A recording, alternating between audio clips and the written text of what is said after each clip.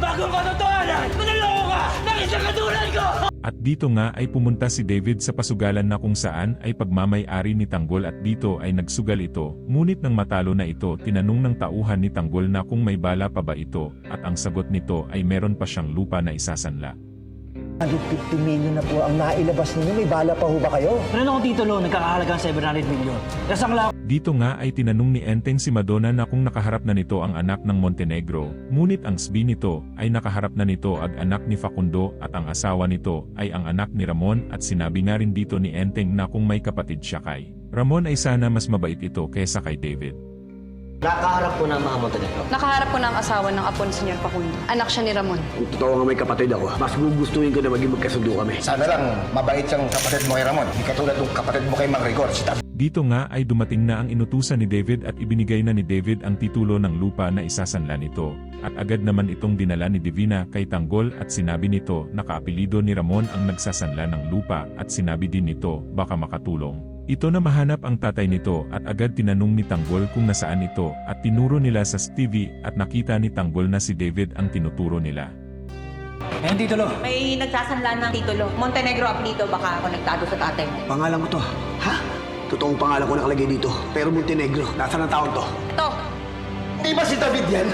At nang makita nga ni Tanggol na si David ang nakita nila agad nga itong lumabas ng opisina nila upang harapin si David. Tanggol. Wala pa lang ng bata tayo. Sobrang ni pag-umaltratong ginawa mo sa akin. Hindi nakakaubo pa ang pangalan ko pagkatao. Ikaw ang sinasabi mo. Papatayin kita! At nang makita nga ni David si Tanggol laking gulat nito at hindi niya alam na ang pinagsusugalan niya ay pagmamay-ari ni Tanggol na pinapahirapan nito mula pagkabata ni nito at sa sobrang galit ni Tanggol agad niya itong sinugod at binugbog itong si David. At ito na nga ang pinakahihintay ng lahat ang paghaharap ni Ramon at ni Rigor ito na ang tapatan ama sa ama anak sa anak.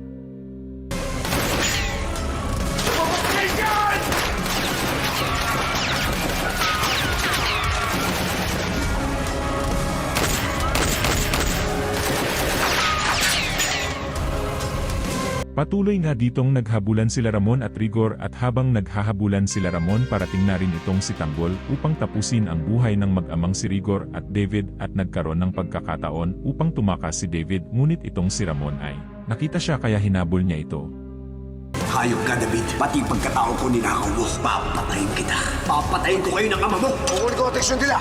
Sumakas ka na! At dito nga ay naabutan ni Ramon itong si David at agad-agad niya itong dinampot at hinawakan sa ulot, ngunit itong si David ay tumatawa pa at inaasar itong si Ramon.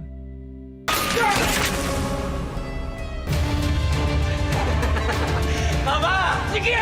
Patayin mo ako! Pero di mo pa rin mga bagong katotohanan! Manaloko ka! Ng isang katulad ko! At dahil nga dito sa sinabi ni David lalong nagalit si Ramon at sinabi nito na hindi siya ang taong sisira ng pangalan ng mga Montenegro at habang naglalaban ang dalawa itong si Tanggol naman ay dumating na at hinanap si David nito. Hindi isang katulad mo ang sisira sa pangalan ng mga Montenegro.